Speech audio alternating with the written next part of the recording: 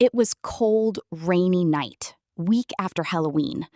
Woman and man were walking one of the streets near of London. They had light tan skin and slim bodies, while man has dark brown hair reached in middle neck with bangs parting of the both side in the middle forehead and chocolate brown eyes. Woman has dark red hair reaching in middle back with bangs slowly lengthen both side her face and light brown eyes. They both were wearing long black coats and dark blue jeans. While man have black shoes, woman have black high heel boots. Man was holding one big umbrella, and in woman's arms was sleeping short, dark brown on bottom and orange brown on the top-haired, and light tan-skinned baby boy who was dressed in dark blue with red trimmings pants and hooded jacket with blue baby shoes and red mittens.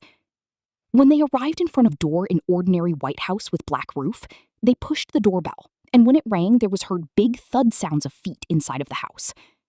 Then, overweight white-skinned man with light brown short hair and thick light brown mustache and brown eyes, wearing black pants, white shirt with collar and yellow tie under green sweater and dark brown shoes, opened the door growled, asking, "Why you two are here?" And when the black-coated man then revealed paper where a writing on it, man looked at paper and allowed them to inside of the house. When they were inside, they heard another steps coming towards to them, and saw a woman who has white skin and slim body and brown curly hair reaching in bottom of her neck and light gray eyes, wearing yellowish flower-painted dress and black high heels, walking down the stairs. And woman who carried the baby boy looked disgust in her eyes on that newcomer, and the other woman also returned the look. "So what are you two doing here, Haru?" asked woman who stood now in the end of the stairs, glaring the woman and the man in front of the now closed-out door. "We were called by Lily's and James's lair, who said that they were dead, and I and Hiro have to come in here to their will reading, and after that we had been tried to find their child. But the boy was somewhere we couldn't find until today when Lair called us that she had heard from her cousin that you have new baby.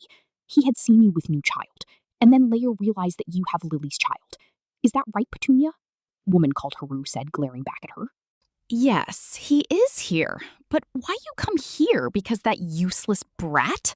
asked other woman, called Petunia, sneering, standing in the end of stairs, thinking, that lousy cousin of ours didn't come to tell us that they have a will, but tell those freaks.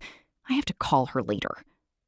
"Because this," said black-coated man, called Haro, little angry when he looked at her, trying to calm himself, and show at her the paper what he was holding in his hand. "It's copy of their will, and it says that we are his guardians if his parents die or something else happened to them, and they are not able to take care of him. And it's signed by both of Harry's parents and their lair. I don't know why they wrote the will in the mundane side," Haru, who carried baby in her arms, explained to her. "Maybe they were worried something." "Why that bastard didn't tell us that we have to watch that brat until you two come to get him, and did left him in our doorstep with note that we have to raise him? And why your cousin didn't call to me?" asked Petunia, angrier. "I don't know. We were only ones in the reading in that day. Maybe they even didn't think of reading the magical wills, if they have magical wills. But I think they didn't think that Lily and James have mundane will, and because he maybe think that Lily and James wanted that you and Vernon raised him, he left him here. And that's odd, but it's not matter anymore because we are here now," said Haru, who carrying baby, wondering. "And our cousin did call you, but you didn't answered. She will call to you tomorrow. But now, where is he?" I didn't hear the calls. And he is the upstairs in Dutter's room," Petunia said, scowling. "Come on, the sooner we get rid of him, the better." They all walked in upstairs, and there was sleeping in one baby in crib under sheets with brown short hair and white skin wearing gray pajamas, and the other, who has black short spiky hair and white skin wearing gray oversized pajamas, was sleeping in the floor under the blanket, where was tiny bed made for him. Hiro kneeled and lifted up the black-haired baby who was sleeping in the floor, in his arms. When he stood up again, baby stirred and looked at him with his green eyes. "Had he anything with him?" asked Haru, who carried two-toned-haired baby, worried that weather and outside was cold. "He has only that blanket," said Petunia, and Hiro, who carried the black-haired baby, picked the blanket up and warped the baby under the blanket. When Hiro wrapped, baby looked at him again, but after that went back to sleep. "Now, you have him, so leave now," said other man, called Vernon, looking at them, turning up his nose. Both of them nodded, not wanting to be in there any longer. When they left the house, it was late night, and both babies were sleeping in their arms when they walked the street back to their hotel, where they were while they were in the London. Few hours later, they were sitting in the armchairs, wearing their pajamas.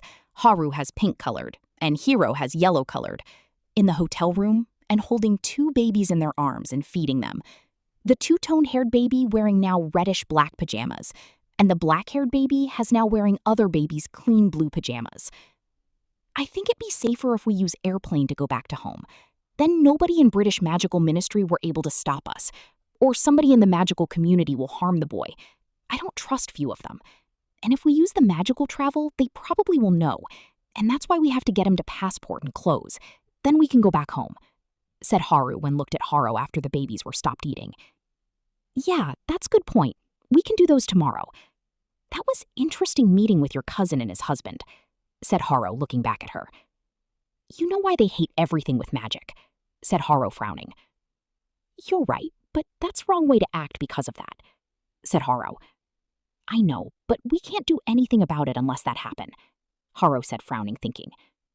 I'm not sure, but I felt something, but I'm not was it that, Haro said wondering. You weren't the only one. I felt it too. But we can think that later, because now we have to go sleep, and next day we can go back to home, said Haru when she stood up and walked next to the crib. Have you been thinking what the will says? That we can adopt him and change his name? She asked while placing two-toned-haired baby in the crib. Yes, I have. And for him to be safe, I think that is what we have to do. Because if we don't, everyone out of our magical community will recognize him, and not leave him in danger, said Hiro when placed the dark-haired baby in the crib where Haru had been placed the other baby. What do you think? I think that too. And I think that our son will be happy to have someone else with him when he is growing up, Haru said, smiling when they stood next to each other, arms around others' waists, when they stood next to the crib and looking to the now two sleeping babies under the sheets.